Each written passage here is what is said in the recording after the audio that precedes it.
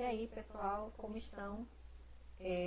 A gente vai agora para a última parte, né, do módulo de vocês, que é a parte da unidade 4, sobre variação linguística.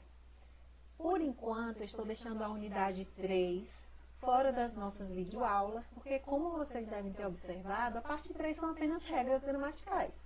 São ali uma revisão, né, sobre conteúdos gramaticais, normas de pontuação, regras, né, sobre acentuação.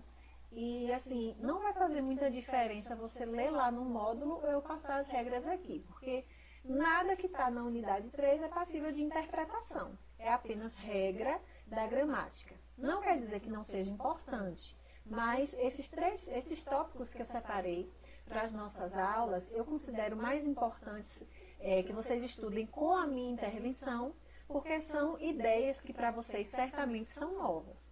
Mas sobre a unidade 3, eu peço que vocês anotem as dúvidas para no momento que a gente puder ter um encontro ou o bate-papo para tirar as dúvidas de vocês, mesmo sobre as regras gramaticais, vocês podem anotar, certo? Então, essa última videoaula vai ser sobre a unidade 4 do módulo de vocês, que trata sobre variação linguística, ok? Então, estudar variação linguística requer que a gente tenha um novo olhar sobre a língua, né? Então, eu vou convidar vocês nesse módulo para se livrar um pouco dos preconceitos que vocês tenham em relação à língua, em relação aos estudos da língua, e convidar, como o poeta Manuel de Barros, a desver o mundo, né? A poética de Manuel de Barros nos convida a desver. E ele diz assim: pois minha imaginação não tem estrada, e eu não gosto mesmo da estrada, gosto do desvio e do desver. Então, com essas palavras de Manuel de Barros, eu vou convidar vocês para a gente começar o nosso estudo sobre variação linguística. Então, nós vamos estudar em variação registros em diferentes situações de uso da língua. Para essa aula, eu tomei como base principal vários outros livros, mas em primeiro lugar, esse livro Nada na Língua por Acaso, do pesquisador e linguista, professor da UNB, professor Marcos Banho, que é uma referência no Brasil sobre sociolinguística, certo? Primeiro, eu gostaria de, antes de entrar nos slides propriamente ditos, explicar para vocês o que é a sociolinguística. A linguística é a ciência da linguagem, mas ela se divide em mais de 10 ramos diferentes. A sociolinguística, ela é um ramo da linguística que nasceu nos Estados Unidos por volta dos anos 60, com as pesquisas desenvolvidas por um pesquisador chamado Labov, e que passou a pesquisar de forma científica, de forma mais sistemática, os usos da língua. E a partir dos estudos de Labov, essa ciência se desenvolveu e tudo que nós vamos estudar hoje nessa aula é fruto dessas pesquisas, desses estudos. Então, a gente está falando de ciência, certo? Quando nós falamos de sociolinguística, nós estudamos a língua em seu uso social. A língua na forma como nós, os seus falantes, fazemos uso dela. Primeira coisa que é importante todos nós sabermos, até para perder um certo preconceito que nós temos para com algumas variantes da nossa língua, é entender que não é somente a língua portuguesa que varia. Todas as línguas humanas, todos os idiomas falados no planeta sofrem variação. E a gente vai entender por quê. Trouxe aqui um poema de Carlos Drummond de Andrade para a gente começar a discussão dessa aula. A linguagem na ponta da língua, tão fácil de falar e de entender, a linguagem na superfície estrelada de letras. Sabe lá o que quer dizer? Professor Carlos Góes, ele é quem sabe, e vai desmatando o Amazonas da minha ignorância. Figuras de gramáticas, esquipáticas, atropelam-me, aturdem-me, sequestram-me. Já não sei a língua em que comia, em que pedia para ir lá fora, em que levava e dava pontapé. A língua, breve língua entrecortada do namoro com a prima. O português são dois, o outro, mistério. Esse texto é de Carlos Drummond de Andrade. E nesse poema, a gente percebe claramente, né, na escrita do poeta, a concepção de que existem diferentes formas de usar a língua portuguesa. Observe que ele começa o poema trazendo para nós a linguagem na ponta da língua, tão fácil de falar e de entender. De que língua ele está falando aqui? Né? Provavelmente da língua que nós usamos no nosso dia a dia, sem a preocupação da gramática, sem a preocupação do que é certo e errado. E logo depois ele vem com uma outra concepção de linguagem que nos revela uma outra face da língua portuguesa. As linguagens na superfície estrelada, da ideia de distância, né? Sabe lá o que quer dizer, né? O idioma usado em sua forma mais difícil. E ele cita um gramático, professor Carlos Góes, como sendo aquele que detém o conhecimento da língua. E depois ele faz também esse contraponto, né? Do uso das figuras de gramática, que nos atropelam, e a língua, essa língua materna que nós usamos no dia a dia. A língua que comia, que pedia para ir lá fora, a língua do namoro com a prima, também dá aí uma noção de uma língua que é utilizada sem preocupações, uma língua usada de forma espontânea.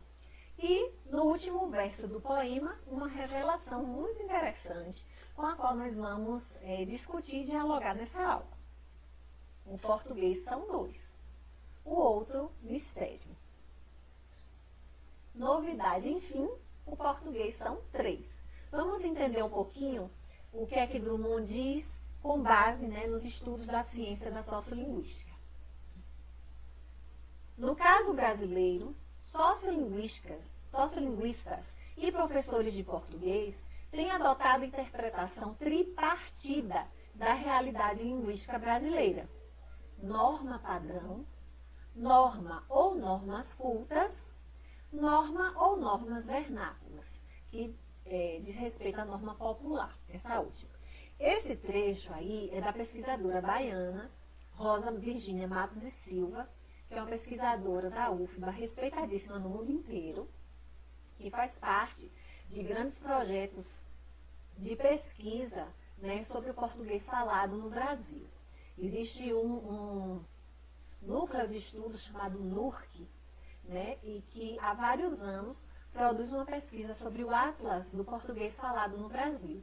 A Universidade de Feira de Santana, a UFES, é uma universidade em que vários professores da área de linguística trabalham, né, para a construção desse atlas, fazendo pesquisa sobre o português falado na região de Feira de Santana, na cidade, na zona rural ali de Feira de Santana, região metropolitana de Salvador. E Rosa Virgínia é uma pesquisadora baiana que também faz parte desse grande empreendimento, né, que é descrever a nossa língua portuguesa falada no Brasil, certo? Então, quando a gente diz o português são três, né, a gente está falando de uma norma padrão, que é uma norma idealizada que existe apenas na gramática, uma norma culta, que é essa norma falada por nós que somos escolarizados, por nós que temos acesso à educação, por nós que temos uma vivência com o letramento, com a cultura escrita, e uma norma vernácula, que é a norma popular. Então, só aí a gente identifica três faces, né, do português. Dizer que a língua apresenta variação significa dizer que ela é heterogênea. Debaixo do guarda-chuva chamado língua, se abrigam diversos conjuntos de realizações possíveis dos recursos que estão à disposição dos falantes. Esse trecho é do livro que eu mostrei para vocês há pouco, do Banho, que é o livro de 2007. Então, a primeira coisa que a gente precisa compreender, eu vou tentar falar um pouco mais devagar do que nas outras aulas, provavelmente essa vai ficar um pouquinho maior, mas tenham paciência, né? Mas a gente precisa compreender que a heterogeneidade, a variação das línguas é inerente, é natural a todas as línguas humanas. Então, imagine um grande guarda-chuva chamado língua e abrigado a esse guarda-chuva, abrigado nesse grande guarda-chuva, diversas variedades linguísticas, diversas formas de usar essa mesma língua. Conseguem compreender? A gente vai tentar deixar um pouquinho mais claro. A língua é intrinsecamente heterogênea, ou seja, não tem como mudar isso. Isso é um fato da língua. Ela é múltipla, variável, instável e está sempre em desconstrução e reconstrução. Ao contrário de um produto acabado, como o que está lá na gramática normativa, do que está lá na norma padrão inacessível, a língua é um processo, um fazer-se permanente e nunca concluído. Isso acontece por quê? Porque a língua ela é utilizada por nós, falantes, vivos, falantes heterogêneos, pessoas diferentes, que vivem realidades diferentes e, portanto, fazem usos também diferentes da língua. A língua ela é uma atividade social, ela é um trabalho coletivo, empreendido por todos os seus falantes, cada vez que eles se põem a interagir por meio da fala e da escrita. Você e eu somos construtores, né, da língua portuguesa falada no Brasil. Todas as vezes que nós usamos a língua, seja nesse momento que estou interagindo com vocês nessa aula, ou no momento de brincadeira com os meus filhos, com os meus amigos, eu faço uso de diferentes registros da língua portuguesa, né? O professor Dr. Rodolfo Hilari, ele diz assim, aliás, Dr. Fiorin, vocês vão ver no vídeo que eu vou deixar disponível para vocês. Fiorin diz que o bom falante da língua não é aquele que fala tudo certinho, mas é aquele que é um poliglota dentro da sua própria língua, ou seja, aquele que domina, né, os diversos recursos linguísticos que estão à nossa disposição. Então, mais do que se preocupar em falar completamente correto de acordo com a gramática, nós precisamos saber usar a língua nas suas variadas interações sociais. A variação ela ocorre em todos os níveis da língua. Eu vou trazer alguns exemplos para ficar mais claro para vocês. Como eu já falei, todas as línguas variam. Isso é inerente de todas as línguas humanas.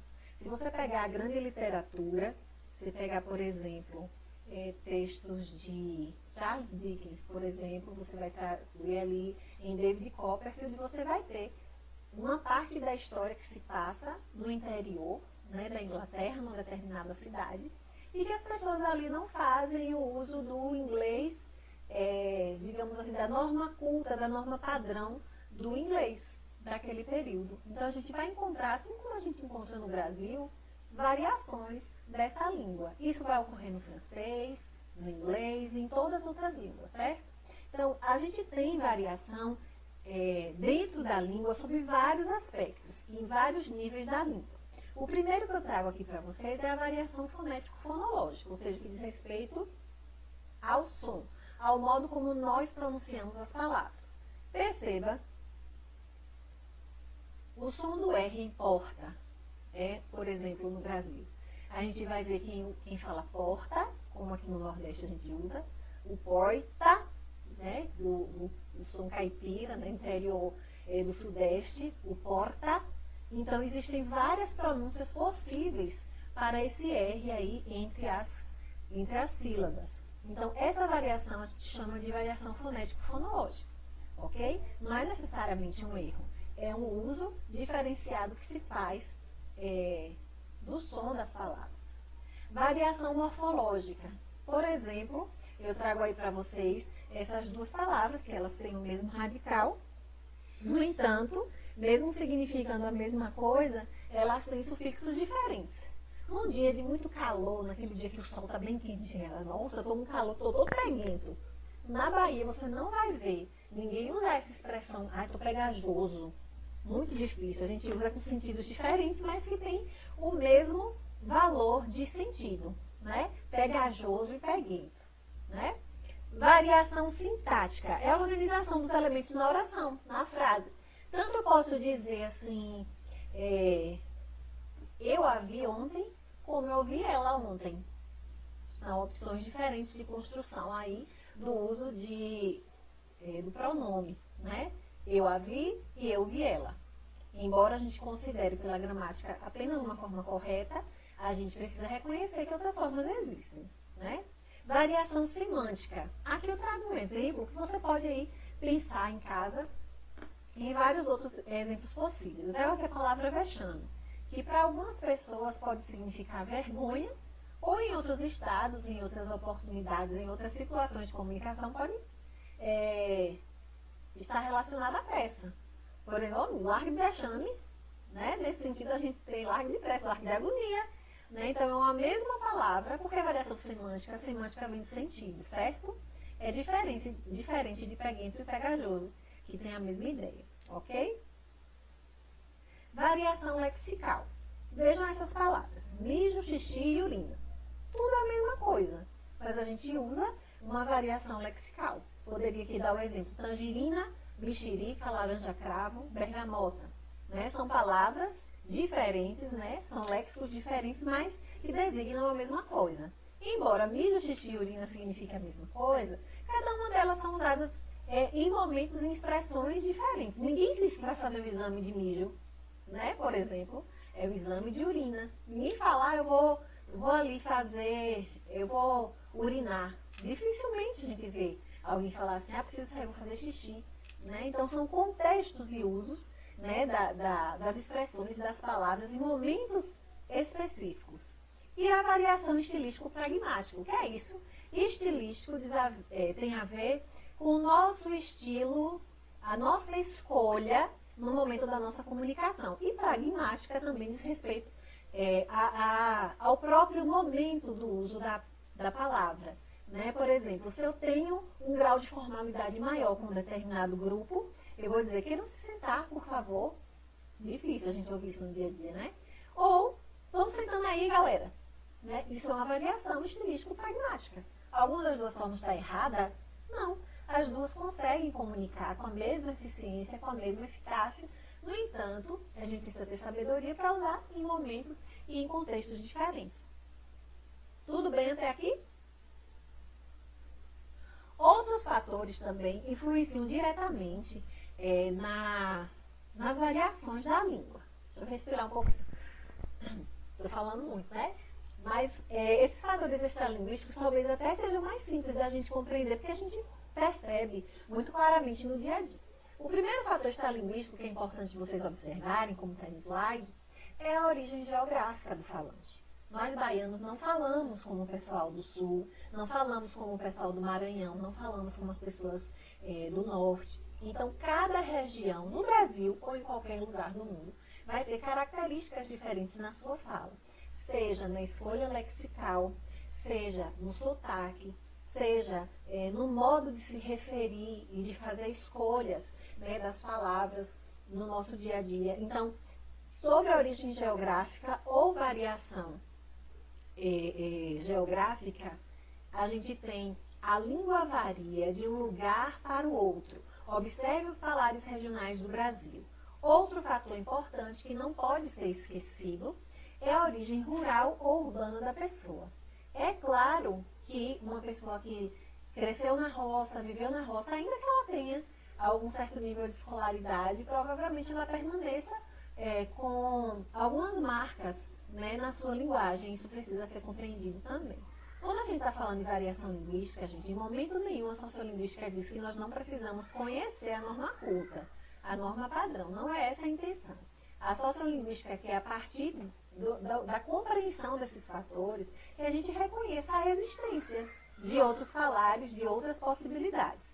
Então, de onde é mais provável você ouvir alguém falar galfo e garfo? Né? Quem está na variação mais próximo do rural ou mais próximo do urbano? Né? Quem fala mais belço e berço? Né? Entre outras variações. Mas é importante vocês compreenderem que essa proximidade do rural e do urbano também vai influenciar na língua, não só a região. O status socioeconômico. As pessoas que têm um nível de renda muito baixo não falam do mesmo modo das que têm um nível de renda médio ou muito alto. E isso também porque, a gente vai ver depois aí, outro fator extralinguístico, que é a questão da escolarização. Mas a nossa língua, ela reflete muito também as pessoas com quem a gente convive, os nossos modos de nos comunicarmos. Dificilmente uma pessoa de baixíssima renda vai ter a mesma linguagem, né, de quem teve um acesso à educação formal, desde muito cedo e que pôde ter acesso a outros bens culturais. Então, o status socioeconômico também é um fator extralinguístico que influencia na variedade, na variação da língua, certo? A idade, diferentes gerações usam expressões diferentes, né? Os adolescentes aí vêm com... Cada geração de adolescentes tem uma versão, uma linguagem diferente, né? Imagino que os nossos avós não falam a mesma linguagem que nós utilizamos hoje, né? Então, a idade ou a geração também é um fator importante, um fator extralinguístico que modifica o uso da língua, as nossas escolhas a partir também da nossa idade. O grau de escolarização, como eu já falei, tanto a questão socioeconômica quanto a quantidade de anos que a gente tem a possibilidade de estudar vai influenciar diretamente no nosso modo de usar a língua. É claro que dificilmente você vai ver alguém que teve uma educação formal, sólida, uma pessoa que já estudou até o ensino médio, uma pessoa que está sempre convivendo com pessoas letradas, falar broco, planta, chicrete. São variações, né, de rotacismo que é mais comum em pessoas de baixa escolaridade. Então, o grau de escolarização também influencia, interfere, né, no nosso modo de falar. A gente vamos, a gente viemos, é mais difícil de aparecer em pessoas escolarizadas. Sexo. Homens e mulheres fazem usos diferentes dos recursos linguísticos, e isso é muito claro também. Nós mulheres temos uma tendência muito grande de usar os diminutivos, por exemplo, né? No momento que a gente vê uma coisa que a gente acha bonita, ai, que fofinho, que bonitinho. Os homens normalmente não usam esse tipo de expressão. E outro exemplo que é importante a gente dar também é a questão, né, da linguagem, que já virou praticamente um idioma dentro do idioma, né, a linguagem que os homossexuais utilizam, por exemplo. É uma forma muito específica que eles falam, né, se não me engano, o pajubá, né, que tem expressões, tem ali gírias que são próprias daquele universo particular. Então, homens e mulheres fazem usos diferentes dos recursos linguísticos e isso influencia também na mudança da língua, na variação da língua. E por último, o que eu trago aqui, as redes sociais, que não estou falando aqui de WhatsApp e Instagram, mas as pessoas com quem nós convivemos no nosso dia a dia. Quando conversamos com nossos amigos, não usamos os mesmos termos que usaríamos se estivéssemos discursando na solenidade de formatura, isso é óbvio, né? A gente não usa o tempo todo, mesmo sendo escolarizados. Nós não falamos no nosso dia a dia com os nossos amigos e familiares da mesma forma que nós falaríamos em uma entrevista de emprego ou em um sermão que você vai pregar para a igreja.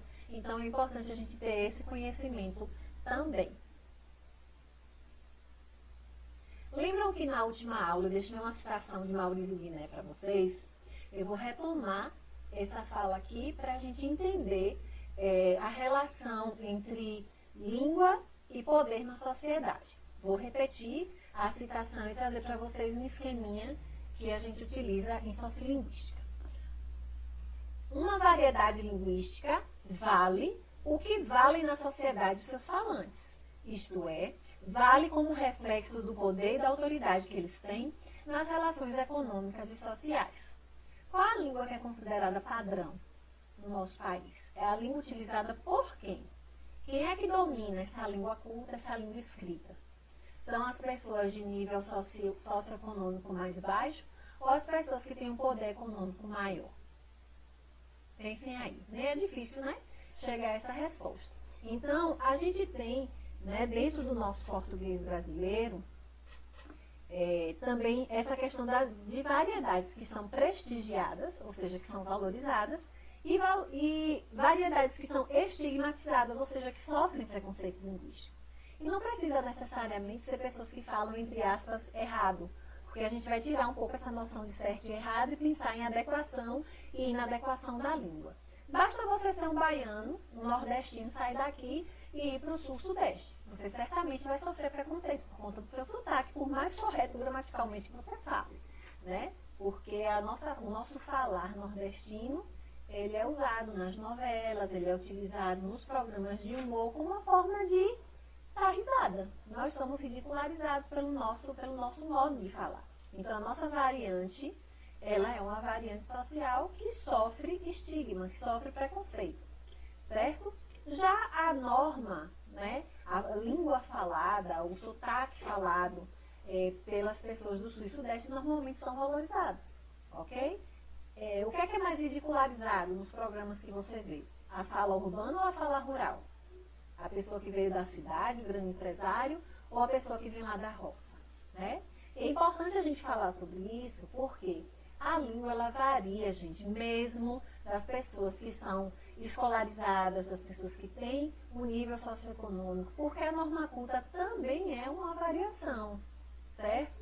Eu até evitei colocar aqui, se vocês forem pesquisar material aí sobre variação linguística, 100% vai aparecer lá uma tirinha do Chico Bento. Eu já não quis trazer para que vocês não criem a falsa ideia de que só varia a fala de quem é da roça, a fala da cidade também varia. Quantos de vocês, por exemplo, eu tenho 2 filhos, e às vezes as pessoas me perguntam, e aí, Val, como é que estão os meninos? Os meninos estão bem. Né? A gente faz a flexão de número aí só no artigo, os meninos estão bem. E vai, eu sou escolarizada, estudei bastante, mas no nosso dia a dia, nossa fala também sofre variação. Dificilmente a gente vai marcar o plural em todas as palavras. E isso é um efeito que acontece em todas as línguas. Se vocês analisarem a gramática do inglês, a marca de plural acontece em apenas uma palavra, apenas um substantivo. No português, a gente marca plural no artigo, no substantivo, no verbo, no complemento do verbo. Então, é uma questão que marca todas as línguas. Então, é comum que a gente também faça essa flexão de forma incorreta pela norma padrão, mas completamente viável e compreensível do ponto de vista da comunicação. Certo? Então, sobre esse tópico aqui, sobre esse slide, é importante que a gente compreenda a existência de variação linguística, não para não nos apropriarmos da norma, não para a gente esquecer e fazer de conta que não é importante aprender a norma culta, mas para evitar o preconceito linguístico, compreender que essas outras variações existem, que precisam ser consideradas como variedades válidas da língua portuguesa e que sofrem bastante preconceito linguístico, e por isso a gente precisa desmistificar essa questão de certo e errado na língua. Eu queria que vocês observassem aí no slide esse pequeno esqueminha aí com esses 3 contínua. Né? O primeiro contínuo é o mais rural e o mais urbano. Observe ao longo dessa linha, quem se aproxima mais do rural vai sofrer mais estigmatização, vai sofrer mais preconceito linguístico do que a pessoa que tem um vínculo maior com a cidade. Né? Quanto mais rural ou mais urbano, essa língua ela vai ser afetada por esse antecedente social e cultural desse falante, certo? Mais oral e mais letrado. A gente tem uma população analfabeta bem grande no Brasil. E essas pessoas elas se comunicam mais via oralidade, não têm acesso à escrita. Então, se eu tenho um contato maior com a oralidade, menor com a escrita, isso também vai afetar a minha variedade. Né? Eu não posso exigir, não posso querer que uma pessoa que teve pouco acesso à escolarização, que viveu boa parte do seu tempo na zona rural, que tenha o mesmo falar de um empresário, por exemplo, escolarizado da zona urbana. E o grau mais ou menos monitorado que diz respeito aí, né, ao grau de tensão, ou seja, é a minha preocupação com a minha fala. Né? Como eu falei, se eu sento com minha família para tomar café, a gente vai bater um papo, eu tenho o grau menos monitorado possível, porque eu estou preocupada, não estou tensa, não estou prestando atenção na escolha de palavras que eu vou fazer, não estou preocupada com se eu estou falando tudo certinho. É diferente quando eu vou, por exemplo, participar de uma entrevista para um doutorado, diferente de quando eu vou fazer uma entrevista para um emprego, diferente de quando eu vou usar a língua escrita para um concurso público. Então, é importante que a gente observe que esse grau de tensão e de atenção no momento da fala e da escrita também vai influir na minha forma de falar, de escrever, de escolher os recursos linguísticos que estão à minha disposição. Certo? Então, confiram aí mais uma vez esses contínuos: rural e urbano, oral e letrado, monitorado, menos monitorado e mais monitorado. Existe errado, então, na língua? Né? Isso que a gente vai ver. Observem aí essa imagem que a gente tem, foi da revista Nova Escola, há vários anos atrás, que foi falando uma reportagem sobre variação linguística, e aí a gente tem uma reprodução de um texto muito conhecido de todos vocês, que é o hino nacional, né? Então a gente tem: as margens tranquilas do Ipiranga ouviram o vibrante grito de um povo heróico. As margens tranquilas do Ipiranga ouviram o vibrante grito de um povo heróico. Ouviram do Ipiranga as margens plácidas de um povo heróico, brado retumbante. E as beiradas sossegadas do Ipiranga ouviram o vibrante berro de um povo. Percebam que a mesma frase, a mesma sequência textual, ganha, né, diferentes formas e significados, diferentes graus de afetividade que nós temos com a língua a partir do modo como nós falamos. Né? Aí a gente tem o sotaque carioca, aí a gente tem no primeiro quadrinho, né, a língua culta, né, no entanto a frase colocada em sua ordem direta, o próprio hino nacional e aquela que se aproxima mais da minha língua materna, né, que é essa linguagem um pouco mais rural, que é a última desse senhor aí, que eu particularmente acho a mais bela, né, a mais bonita. Então, a gente precisa entender que todas essas variedades, todos esses registros da língua são válidos. Todos esses registros são registros possíveis dentro da língua portuguesa. E se a gente perder um pouquinho, né, essa noção de certo e errado e pensar no histórico cultural do falante, no histórico social do falante, a gente vai poder compreender com mais beleza, compreender sem preconceitos os usos que se fazem da língua portuguesa. Conseguir apreciar, por exemplo, a literatura de cordel, conseguir apreciar a poesia de Patativa do Assaré, conseguir apreciar a escrita de Carolina Maria de Jesus, mulher pobre, favelada, negra, que escreveu seu livro na década de 60, né, que por muitos anos foi relegada à escuridão, né, esse livro aqui, Quarto de Despejo, de Carolina Maria de Jesus. Atualmente está sendo até trazido nas listas de grandes vestibulares, mas ficou no esquecimento por muito tempo. Por quê? Ela não domina e nem registra nos seus textos essa linguagem convencional da língua, nem por isso deixa de escrever literatura. Ela fala muito sobre a sua necessidade, sobre sua fome, a dificuldade de criar os filhos, sua luta como catadora de papel, como moradora de uma favela, né? Então, Quarto de Despejo Diário de uma Favelada é um texto belíssimo, inclusive, deixo indicação para quem quiser ler, e que vai trazer o registro dessa língua real, usada pelos falantes que tem o mesmo histórico, né, sócio e cultural que Carolina Maria de Jesus. É assim também como eu vou ter em Conceição Evaristo, né, que tem o mesmo histórico, no entanto é mais escolarizada. Então, eu posso encontrar essas variedades linguísticas em diferentes registros, em diferentes livros. Então, para a gente terminar essa aula, é importante que vocês compreendam que toda e qualquer variedade é plenamente funcional.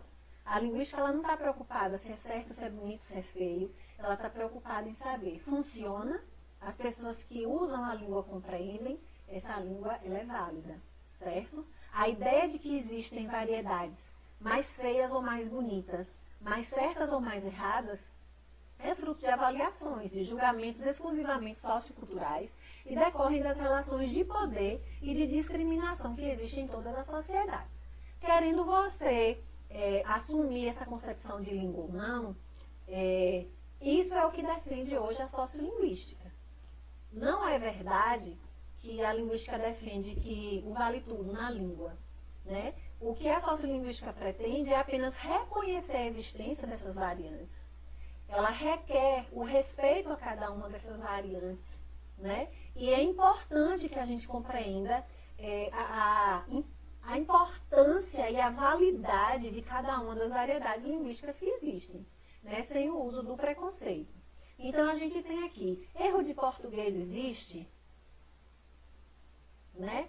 A face sociocultural vai dizer que sim, que existe o erro na língua portuguesa, porque existe uma norma padrão que não foi feita pelo povo, não foi feita para o povo. Basta a gente observar os documentos oficiais, a linguagem que eles são escritos, né? As leis são escritas em uma linguagem que boa parte do povo brasileiro não entende. Olha quanta dificuldade muitas vezes a gente tem para preencher um formulário de inscrição de um concurso porque não consegue compreender o que está ali, né?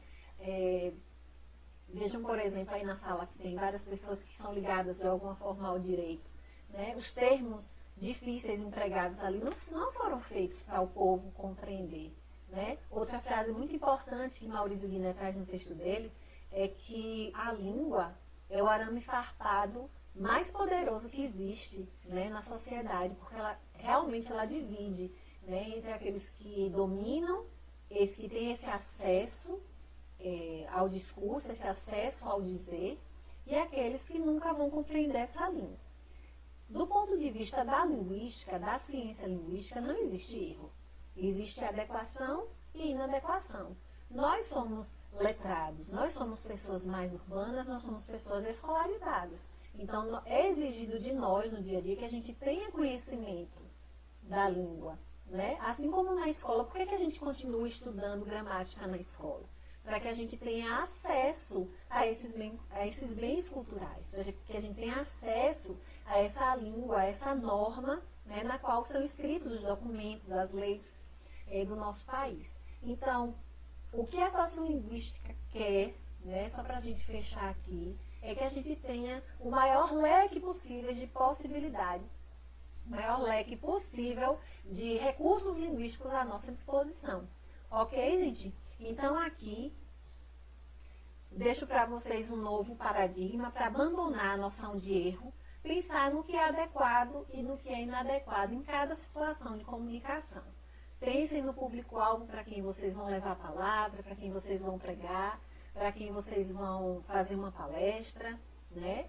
Ou se comunicar dentro da empresa, ou falar dentro do ambiente de trabalho. Pensar em escolher o recurso linguístico mais adequado para cada momento de interação social. Para que vocês fiquem assim, tirem mais as dúvidas de vocês e tenham um aprofundamento ainda maior, vocês vão ter à disposição de vocês um vídeo, que o endereço é esse aqui, mas vai aparecer para vocês lá no canal, já deve estar disponível para vocês, que é o vídeo Norma Culta e Variedade Linguística. Esse filme, esse vídeo, ele é fundamental, está entrando como conteúdo complementar, mas para vocês que estão tendo contato com a sociolinguística pela primeira vez, é fundamental que vocês assistam.